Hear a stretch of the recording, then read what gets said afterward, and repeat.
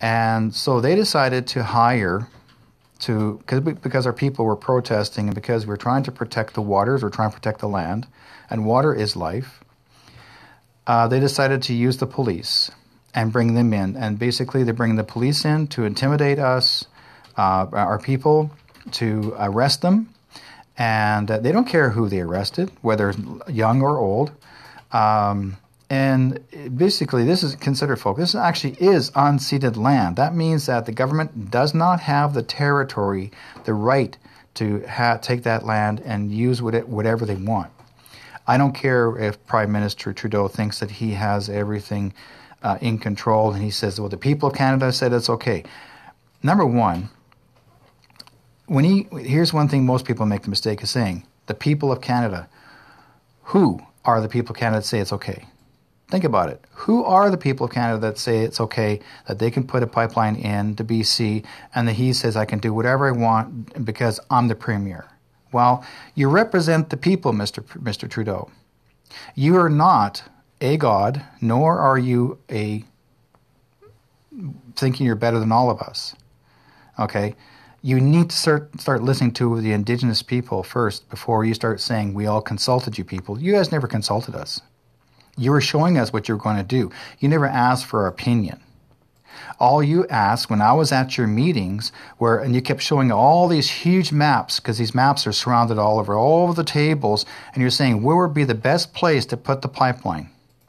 I never indicated to you anywhere where to put it, because I'm watching, I'm thinking, what the hell are they asking? Why are they asking all the non-native people, the police officers, the ambulance people, the fire department, people of the county, the mayor, the MPs? They're asking them all in that area, where would they want to put the pipeline that they think would be safe to go? Okay, that's what it really was. They decided to put it wherever they feel like it, but they're asking other people to say, where would you want to put the pipe? So then we can lay it down. So anyways, with John knows what leaks of pipelines can do. And he can tell you the story why. It can damage the community. It can damage the water. And bitumen does not float, folks. It sinks, but it poisons the ground. It poisons the earth.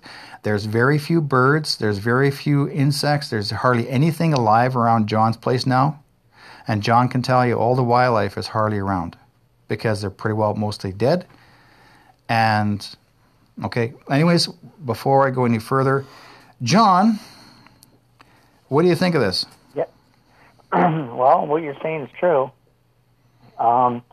I mean, they restocked our fish. We had 40 miles of fish die, and they told us to lie to everybody and say that they were okay. And then they restocked the fish about a year later, and they all died. And then they restocked them again, and now they have tumors and oil inside of them, or in their scales and stuff, because they're swimming through oil that's sitting at the bottom of the river. And they said it's clean. Enbridge said that they cleaned it up years and years ago. I blew the whistle. I was a worker, cleanup worker, and supervisor, depending on the job and the day. And I just saw the biggest cover-up in North American history. They were putting grass with a brown canvas with grass seed in it, and it's modified grass that actually can grow in oil. And they weren't cleaning it up. They weren't digging it up. And you were mentioning how toxic it is. If I mention that you're going to have a cyanide pipeline going through your territory, I bet they would vote against it. Yeah. But because they call it the word oil or bitumen, they actually allow it. The truth of the matter is, if you drank one shot glass of the chemicals that thin out this really thick peanut butter style oil, one shot glass would kill you within 5 minutes. You'd be dead. Your kid would be dead, you'd be dead, whoever drank it would be dead. It's that toxic. And you can't breathe it, can you? You can't breathe. You can't even inhale it because it leaves a smell.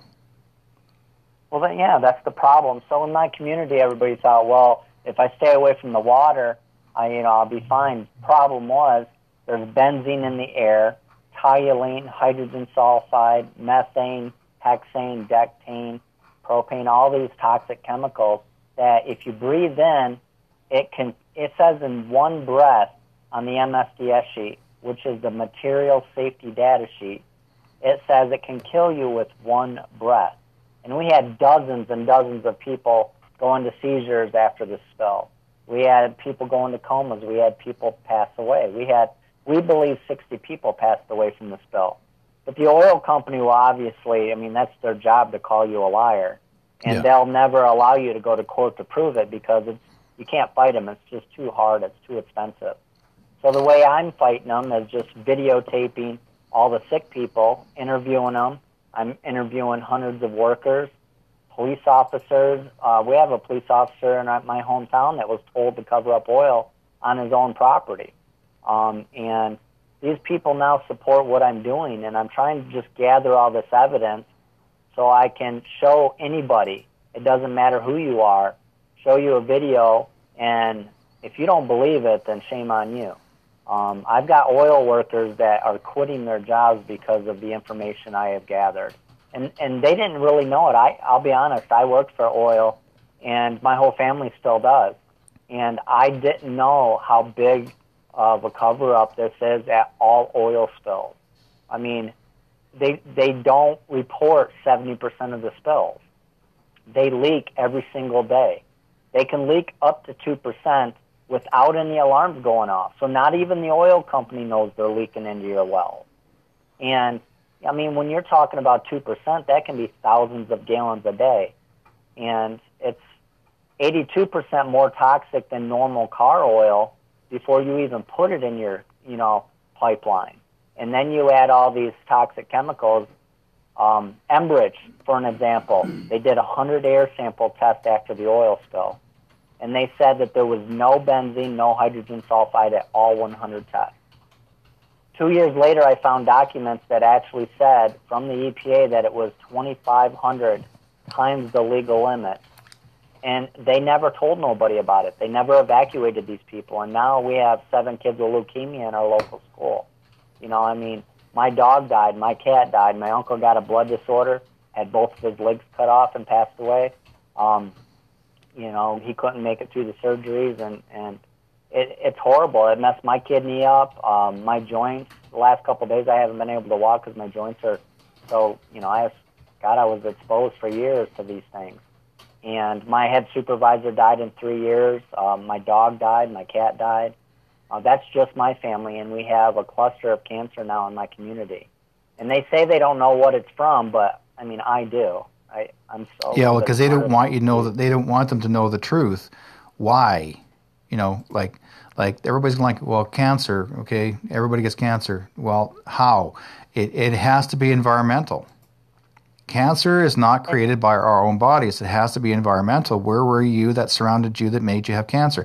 Why are these children having cancer? Why are these folks having epilepsies? All in one square block. And proof of what I'm saying, these oil companies are trillionaires, billionaires. They have so much money, they can do anything they want. And they will file lawsuits against anybody, and fictitious or real. And they will throw people in jail on whims for trespassing or whatever. Guess what? They've never taken me to court for trespassing. They've called the cops 30 times on me, arrested me once. Mm-hmm. They didn't show up to court, and they refused to file any defamation character lawsuits against me because they know I'm telling the truth. And I actually hope they file a lawsuit against them. I've been waiting, I'm hoping, because it would allow me, I want them to call me a liar. They won't even call me a liar anymore. Yeah. Because they know I have too much evidence against them, and they don't want to see me in court. This is bigger than what you can imagine. They profit from these oil spills. They actually, if they do not fix a pipe, they actually will make in profit from the revenue that they're not losing, billions of dollars. And they don't care if there's a spill because they'll just wait 5 years like they did in Michigan. They knew it was cracked for 5 years. Mm-hmm. But if they fix it, they lose that revenue because they have to shut the pipeline down, lose $8 million a day. $10 million, depends on how big the pipe is. But in the situation, how they make money is when the spill happens, the insurance company hires them to clean up their own mess. The insurance company pays for lost revenue, pays to fix the pipe, pays for everything, pays for the lawsuits, everything. You know, John, they promise people to be employed when they make a proposal. Say, well, you know what? If you let us put your pipeline through the area, we need to bring the pipe. We'll promise you jobs. You know, and that's a lie. That's a lie, and because they've already got their own people, but they said, well, we'll train those people. They train them, but they don't hire you. And that's true. That's 100% true what you just said, Derek. Yeah. So let's use the XL pipeline for an example that will go from Canada to Texas. Okay. China actually owns the majority of TransCanada. It's a China pipeline that wants to go through the largest aquifer in the United States for no logical reason. Yeah. We found documents that say that China can suck water out of the aquifer. That's why we believe they want to put the pipeline through there. Because they already own an easement for the Keystone 1, which I actually worked on myself. Mm-hmm. And this is so big. I mean, they own the bottled water companies. They own the hospitals. They own the pharmaceutical companies. They don't care if you get tumors. They don't care if you get sick. They don't care if you don't want to drink the water because you'll buy their bottled water. The top 1%, top 5% run and own everything. And it doesn't matter what it is. And so you have to think bigger than this pipeline going through your backyard. It's a poisonous pipeline that's going to leak in your wells. It's going to contaminate your wildlife and your fish. They say that it's the safest way to transport oil, but the truth is that oil that you're transporting is for foreign export. It's not for Canada. It's not for the United States. It actually goes to export to China and other countries. So it's not coming to us. It's not coming to the United States. It's coming directly to China. You guys can't refine it because it's too toxic. So you actually have to send it to the United States to refine it properly, and it goes down to Texas most of the time. And what if we poison the Great Lakes? There's two 64-year-old pipelines going through the Great Lakes right now about ready to bust. What if they do bust? Then Canada and America loses the Great Lakes. What are we going to do when we lose 21% of the world's fresh water? This is for our grandchildren. And I'm not against oil. Everybody thinks that I am, this far left type of guy. I am far from that. I'm in the middle. I see right and wrong. You do not put a pipeline through waterways, for one. And you don't put a foreign pipeline through your country that's going to poison your water, poison your air, and poison your kids. There's no reason to do that. It's all for profit. And we need to make a difference in this world, and we need to shut most of these pipelines down. We got to go solar. We got to go wind. It's there. We have renewable energy now that's cheaper than what your electric bill is. We can put solar on someone's home for $0 down now in Canada, and your bill is going to be less than your electric bill. You can save money from day one. All you got to do is just say, I want solar, and it's going to happen. Yeah. It's that affordable nowadays. John, I want to share something with you that I've read today, and there was actually one of our MPs, Mark Garneau, and a few others actually were talking about, he's a Minister of Transport, and he was actually saying he wanted to call out the military and have the military get involved because he believes that we'll be violent, even more violent. Like he thinks that we're going to go swing in and attack the police officers or whatever while we're protesting. So he wants to bring in the military, and he thinks it's going to turn out to be like another Oka. And now those people, you may not know what Oka is actually an event that took place that the First Nations people of years back were trying to protect the land and the territory. And the military came in and got really involved, and it was not nice. It was really horrible.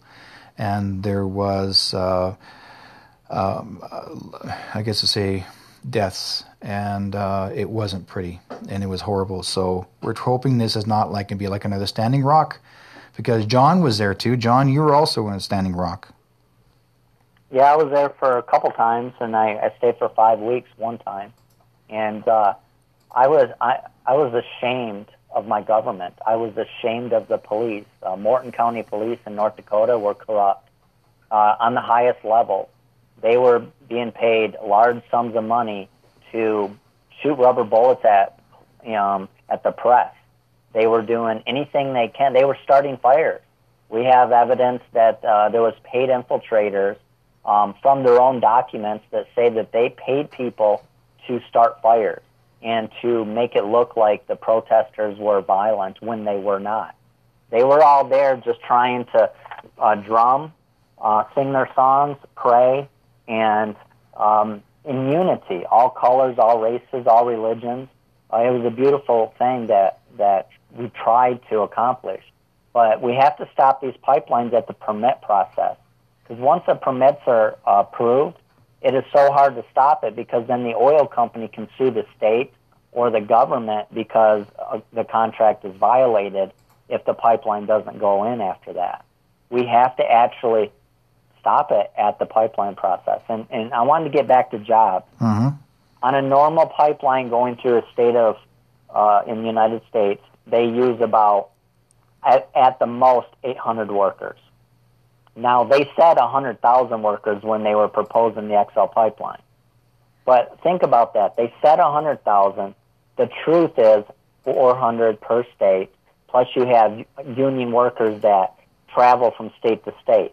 So you have 400 supervisors, foremen, the top guys that will come to your state, and they will hire 50% of the workforce, which is in the United States, that's the rule. And you have about 400 per state that's working. And then after that pipeline's put in, you only have about 25 permanent jobs if you're lucky. Now, the big thing that people need to understand is the motto I have, actually, the union members are now starting to support me. They actually asked me to go to the state union meeting because I can actually, if the oil companies do what I ask them to, you will have 3 times more jobs and so much overtime, these workers won't know what to do. And that is fix the old pipelines that are cracked and busted and bowed and leaking. If they went through and fixed every pipeline that they needed to, every 5 to 10 years, because now this tar sand oil is so abrasive that's eating away at the weld, and they can't be welded properly. Even you've mentioned that the steel comes from foreign countries and it's not strong enough. It can't be welded properly. Well, we used to have our steel plants in Canada, as well as you'd had your own in the U.S. to make the pipe, and they contracted them both out. They shut down the plant and they contracted them both out to China. And so everyone is believing that, and this is what Kinder Morgan Trans Mountain actually said. Well, we make the pipe in Regina in Saskatchewan, and that's wrong because they don't do that. They transport it there, and they just spray it, a coating on the interior of the pipe to seal it, which basically is some sort of a coating. And I was at one of the meetings, and they said when Alberta protested a few years back about the leaks in the pipe, and I remember when they had the meeting with the BC Métis Federation, we had our AGM, and they were proposing what they wanted to do their presentation to us, consultation, and I listened. And they said that they double-coated the interior of the pipe in Alberta, and they decided to do us a favor for BC was to triple spray the interior of the pipe. And then they turned around and they laughed at us, and they said, but just don't tell Alberta that we did you guys a favor more than Alberta. I'm going like, are you kidding me?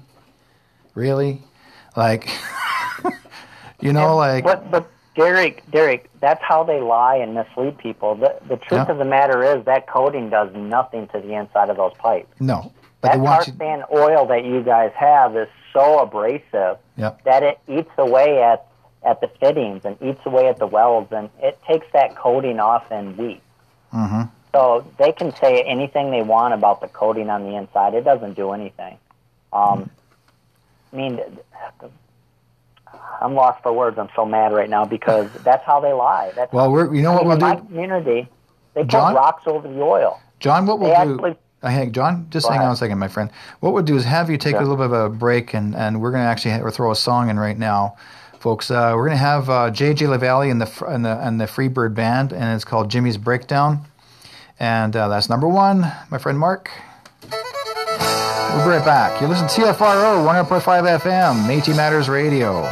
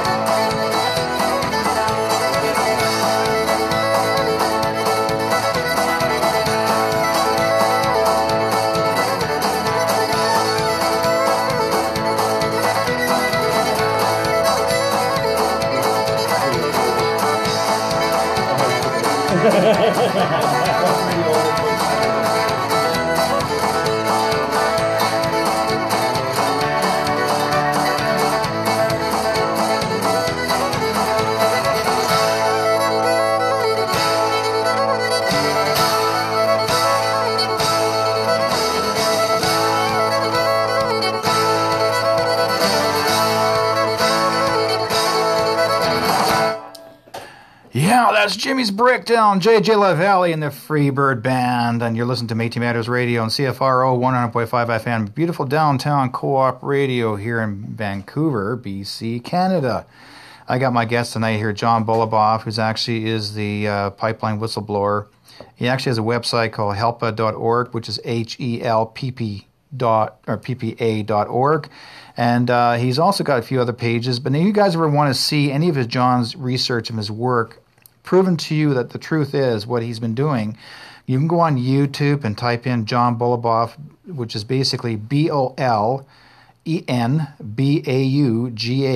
John BOLENBAUGH, and go onto his website and to YouTube and you know, go in there and have a look for yourself and see his research. Now, John does have DVDs to give out, so if you folks are actually interested in wanting to have one mailed to you, have a chat with John. He would like, and if you would like to give a donation for him, because he works very hard to get out there. He's given up a lot of his own earnings and his life, because basically John has had his life endangered and threatened many, many times. And they tried to slash his tires. They took off the bolts on his motorcycle, and beating the crap out of John, and he's still here because I would say because John had fought or had been in the military, and this young fellow, he's determined to be out there and to stand up for what is right. And John has worked very hard getting out there to share what's going on, and it's important, folks. You need to know that this is not just about John. This is actually about the protection of the water and the land. But John became that whistleblower because he electively chose to. He wanted to. He's given his life for all of you out there. And he's not asking to be a hero. He's not asked to be a martyr. He's just showing you the proof that Enbridge, Kinder Morgan, Trans Mountain, they lied to you. They make up stories and make you believe that, you're going to get money, that the government's going to get money, or we're going to get jobs. None of that's going to happen, folks. None of that's going to happen, and it's been proven. John knows this. And yet we are going out there, and here's a Premier Rachel Notley in Alberta, and she says, we're going to cut back the oil and the gas to BC because it comes this way. We're going to cut back and make you guys starve. And then we're going to raise the prices to $2 a liter. So basically in American, that's triple the money we would pay if we were in the United States. That's triple the money. Because my wife and I, she broke it down to how much it would cost for a gallon of gas compared to BC right now. Our BC gas is double than the gas across the border. If Rachel Notley raises the gas higher, that's triple the fuel, folks, in the U.S. That means that we are paying lesser money what's going to happen? Everyone's going to cross the border and get their gas. So Rachel Notley, you're not scaring us. A lot of us are going to go across the border if we have to. We're still going to fight. And I know I feel so strong for everybody out there. And also want to give a big shout out to Gunarji O'Sullivan. She's in our chat room, and a big shout out to you, my dear. You work so hard in your own program and promoting a lot of the things that are going on in the Indigenous community. And I really appreciate you supporting, being part of this. And she's been sharing her story for us and with other people she's spoken to, many, many politicians. But like I said, what really gets me is that, you get a politician or politicians that think that they're going to actually try to scare you. And then they get CBC involved. This is what gets me. CBC is supposed to do some sort of a survey, and now they're saying that they're 54%, BC is 54% wanting the pipeline. You know what it is? It is nothing but intimidation, folks. They're just making us believe that we will starve from having fuel and that Rachel Notley's like a god. I'm sorry, but that's wrong. That's blackmail. That's complete blackmail. No province, and this is the thing. That's complete blackmail. No governor, no premier, no one, no MP has any right whatsoever to threaten our way of life, and that's called blackmail. And there must be a federal offense on that, and Rachel Notley should be charged and locked up. I'm sorry, but I'm standing up for this. I feel bad for all the people up in Fort McKay and Fort Chip and all the tar sands and Fort McMurray. I mean, look at the devastation of the fire they had up there. And that fire kept on intensely getting bigger and bigger and bigger in Fort McMurray. It's because of the oil in the air, the scent, the smell of the oil. It intensified into full circle. You guys should know better than that. That's the oil city. I remember the beginning of the year, I used to live in Alberta. Over 30 years ago, that was only a small town of maybe lucky with 1,500 people. And then it got so big to 150,000 plus because of the oil. And everybody's rent up there was so expensive to buy, to try and get a place. Most people living in trailers, and even trailers are $500,000 because they're trying to find a place to live while they work up there. That's why everybody's getting paid so much, so well. You know, it's not the oil I'm against. It is how they make the darn product. That's what gets me. They make the pipe and it's horrible. It is porous. It's not perfect. And that's what they got to fix. And if they're just getting bloody cheap. And all they want to do is intimidate us. And this is what really makes me. It makes me upset.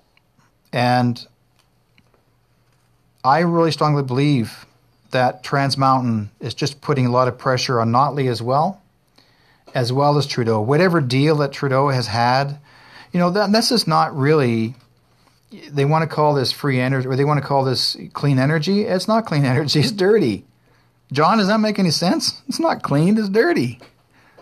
Oh, no. It's the dirtiest substance known to mankind. I mean, besides nuclear waste after they're done using it. It's they don't have a choice. They have to lie to you. They're trying to squeeze out the revenue as fast as possible, as much as they can before solar and wind take over. Because once a barrel of oil reaches a certain amount, about 25 to 30 bucks, there's no reason to ever try to dig out any more oil in Canada because it costs too much to process. It costs about $35 to $40 a barrel to process tar sand oil. So it's not logical to, dig out and truck and put it through these pipelines if they're going to lose $10 to $15 a barrel. So their goal is to do it as fast as possible. And the problem is you're going to poison all your waterways. You're going to poison your land. It's proven fact that you have about 10% of the native tribes that live by these tar sand pits that have brain tumors. 10%. And they actually tested in the middle of the winter because they were being told, hey, the tar sand oil is hooked to the rivers. It's part of the ground. So what they did is they tested the very top layer of fresh snow, and they found out that it was contaminated. And that is because it's in the smokestacks. It's in when they're separating the tar and the sand, it actually is releasing all these gases and contaminants, and that is what's killing your fish and your animals and your children. You have to stand up to these people. I'm willing to die for this. I've had, like you said, let me go into this. I've had my brakes cut twice. I've had my tires slashed, all four. I've had my gas filter loosened on my RV to make it look like it was going to be an accident if it burned up. I've had bolts taken out of my motorcycle wheels 2 weeks before I testified under oath. I've been beat up. I've been hit over the head from behind. I've had trolls that are paid by oil companies to call me a liar and to make me look bad. And as you know, Derek, I'm telling the truth. And all you got to do is watch my documentary. The best domain that I think you guys could use that goes to the same documentary website is kindermorganlies.com, embridgelies.com, transmountainlies.com. Just grab one of those domains of an oil company with LIES on the end of it and put signs all over your community and make people watch these videos, because there's no way you can watch it without understanding that you are poisoning your community. You're helping big oil kill your children 20 years before they should. John, you had to make yourself, or I guess you say you had to put some money into making a bulletproof television. Oh yeah. Like what the hell? I've spent about $130,000 so far doing this. For 7 years, I never even had a website. So if people think I did this for money, I gave up a $80,000 to $100,000 a year job depending on overtime, and that was 5 years ago. I work more hours now than I did for the oil company, and I've spent $130,000 of my personal money. So please understand that this is what I feel passionate about. It's for my 3 little girls, so they can have clean, fresh water someday, I'm hoping. And I made this TV unit because Standing Rock, they were shooting us with rubber bullets. And I had a press pass and a camera, and I was still being shot. And I was sprayed with, 20-degree weather, I was being sprayed with water hoses. I just can't even believe they were doing this. We had 300 injured people in one night. We had 25 people go to the hospital. One girl can never use her arm again. It was basically shattered by concussion grenade from them. We actually had a girl that lost her eye, was shot in the eye and lost it, and they never get in trouble for any of this because big oil runs the government. And so I made this TV unit, costing me $30,000. It's a 75-inch TV. It's got bulletproof glass in front of it. The union shop where the oil spill happened actually made it for me.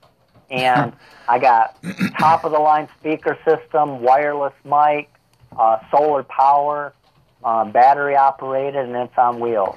And the goal is that in the future we can push this in front of the police officers or oil workers, and we can force them to watch educational video and see interviews from ex-workers and see interviews from police officers that are sick now or they know the truth. And that's my goal, to educate people. I'm a nonviolent person. I wrestled 17 years. I wrestled in the United States Navy. I'm pretty tough. I can hold my own, but I would rather, do the education part of this because I believe it's gathering more attention that's going to save lives in the future. John, when you now you're doing a lot of lectures right now as well. Yes, and I am. you're just went to Ohio. I've been to 20 states in the last year, and paid my own money to do it. But this is too important, man. My wife had to go back to full time. I made over $100,000 in 2016. And when I went to Standing Rock and I saw how big this is and people are starting to pay attention, because I've been waiting for Standing Rock to happen. I knew it was going to happen. Mm-hmm. And when it happened, I quit my six-figure, year income job, and I worked for free. And, I worked for free for 5 years, but then, you have kids and you have a house and you have payments. And the wife said, honey, I'm going to go back to work full-time. You go ahead and do what you got to do. And I have an amazing wife that supported me, and she's paying the bills right now. I work on the side here and there, but my goal is to educate people. And let you folks know out there, I've already talked to Courtney, his wife, and she misses him a lot all the time whenever he's on the road. And it's really hard for a wife with 3 kids to be at home waiting for her husband, hoping that he comes home. It's like being on a tour. And it can be really scary.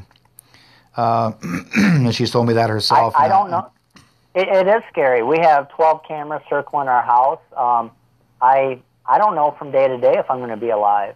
I feel like I'm in a war zone, and I don't think I'm paranoid. I've seen so many, whistleblowers murdered. With the Gulf oil spill, if you Google it, you'll see 6 or 7 whistleblowers in the first year were murdered. And so I tried to be different. When I started blowing the whistle, I actually came forward and did a last will and testament, and I made it public.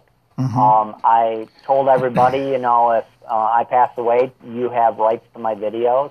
And I gave hard drives to several people in case something happened to me. And it's now part of court record. I have 700 gigabytes of footage that 100% proves an Enbridge cover-up. And if something happens to me, it's still part of court history. It's still something that people can do to use to get the information out legally. And you can never be sued for defamation because it's part of court record, and I did that on purpose. Let's talk about EPA, environmental. Well, they're part of it, Derek. Yeah. They signed off on all these areas. Sorry to cut you off. I apologize, but no problem. The EPA's never talked to me about the cover-up. I'm one of probably the biggest oil whistleblower in the history of the world. That, obviously we probably had some big ones back in the day, but you never really knew about it because you didn't have social media and video cameras like you do now. Yeah. So, I'm not the only guy. I'm just the one that's the most popular right now. But the truth of the matter is they were a part of the cover-up. They signed off with 3 signatures from 3 head supervisors for all the areas that were full of oil that were buried and covered up. And the reason why the EPA will never support me is for 2 reasons. One, I will get 10% of the re-cleanup, which is, it was $600 million. I would get 10% of that, so I would legally get $60 million. And instead of the EPA getting it, the EPA got $62 million, I think. I actually would have got that. That's a fact. But they never supported me, and they never investigated, and they didn't want to. The second reason is, if they admit that I was telling the truth, they have to send dozens of supervisors to prison for falsifying documents, which is a felony. And they're never going to cut their own throat. No. Not at all. So, folks, if you want to find John's stuff, sorry, my throat. If you want to see any of his DVDs, you can order them from John. John would love to send them to you. You can get an idea, and then share these DVDs, folks. You know, like, yes, it's wonderful to keep it for yourself, but if you want to order more than one and share with others, please. We'd love to. John would love to hear from you. Or if you want to contact, if you can't get through to John, just get a hold of me, and I'll pass you information on to John. I've been interviewing John on another radio show for the last 6 years as well. So I've had John on many times on my other show. And the thing is that this is the first time here in Vancouver that John has ever been interviewed here in this region of Western Canada. So between myself I've had CTV come down, and I took them out to the river and showed them the cover-up. And on the same exact day, they interviewed Enbridge up in Canada. Yeah. And Enbridge said it was clean, and I'm sitting there showing gobs of oil in the river. And but what do you know? They never, ever showed any of it in the news. And I spent days of my life showing them so much evidence that there's no denying it. Why didn't CTV show that information to all of you? Yeah, definitely. So much time we got there, Mark? 8 minutes left. 8 minutes left? We're doing pretty good. We're doing pretty good. So if people want to go to Big Oil Whistleblower. That's probably the easiest one to remember. BigOilWhistleBlower.com. Now, and before we go into that one, John, let's go talk about, like, even though we do have bitumen, they're talking about bringing the bitumen through tankers as well as on the tank, like basically in the boats and tankers. Don't do that. That's what they're doing. They want to bring the tankers in. And also, the other part they're trying to bring in is also them by semi to the site. That's why Enbridge, that's why Kinder Morgan's up here right now. That's why they're building this big plant. So they're bringing the bitumen in, but besides bitumen, what else is in that oil? Besides oil itself, I mean, they always talk about other chemicals that are with that. Well, I mean, it's the thinners because it's so thick. It's, like I said, peanut butter. And it's the benzene, toluene, hydrogen sulfide, methane, dectane, propane, hexane. There's hundreds of chemicals. I mean, it took us 8 months of filing a lawsuit against the oil company just to find out the chemicals that are in, the basic chemicals that are in this. They do everything they can to try to say it's a trade secret, so that way they don't have to tell doctors the chemicals that are poisoning their patients. It is ridiculous. They don't want to help sick people. They don't want to help you. They don't even want you to prove that you're sick. The whole goal is to get that oil from one place to another and sell it at the highest dollar. That's the only goal they have, and that's the only thing they care about. And they will give money to, they'll build a park, or they will give some money to an environmental group to shut them up. They've offered me money, and they didn't shut me up. They offered you money. Mm-hmm. Tell them about that, Derek. Well, yeah, they try to pay me off, too. I mean, when I was at one of the meetings with BC Métis Federation, I mean, they even had the audacity when I was speaking up for what's right. Regarding the pipeline, I didn't agree. I was telling the story about John. I even asked them. I even asked Trans Mountain. I said, do you know who John BOLENBAUGH is? And they looked at each other, and I know they did. I mean, they knew who you were, John. They looked at each other, and they said, no. You liars. Well, you knew who he was. They have gag orders. They're not allowed to talk about They're not allowed to talk about you. But in the end, after the whole meeting, the consultation meeting, my wife was sitting next to me. They had the audacity to walk up to me and offer me their business card. They gave me a business card, and they said, we can guarantee you working for us, we'll pay you $150,000 a year if you work for us as a speaker for the company. I'm going like, I don't think so. I wouldn't do that. But to them, they think that, I got a conscience. And no, I gave back their card. I said, no, thank you. But they knew if this is what they do. They tried to get you to, the money part. And it's not the money part, folks. If you really care, because here's put it this way. If I did take it and didn't say nothing, and I ended up being their speaker, and then something happened on this earth or water and people are dying, I would feel really bad. I mean, literally, it would kill me because I have a guilt. I cannot handle the idea of watching people suffer. Why should I work for a company that actually is not beneficial and it's not healthy? It's not something that you think we're calling it, that is good. It's not good for you because EPA is saying that bitumen is safe, right? So, anyways. Well, I mean, that's what they say. Yeah. John, I'm going to thank you so much for joining us, and I appreciate you coming on the show. And folks, like I said, if you want to see John, find John, you can give him a call. We can pass you on the phone numbers as well. His website, helppa.org. And thank you, folks, for joining us. And next week, we'll be seeing you guys again. METIS Matters Radio. We're going to be back with your 78 CFRO 100.5 FM. You're listening to JJ LaValle again. We're going to go sign out. Whiskey before breakfast. Take care, folks. God bless all of you.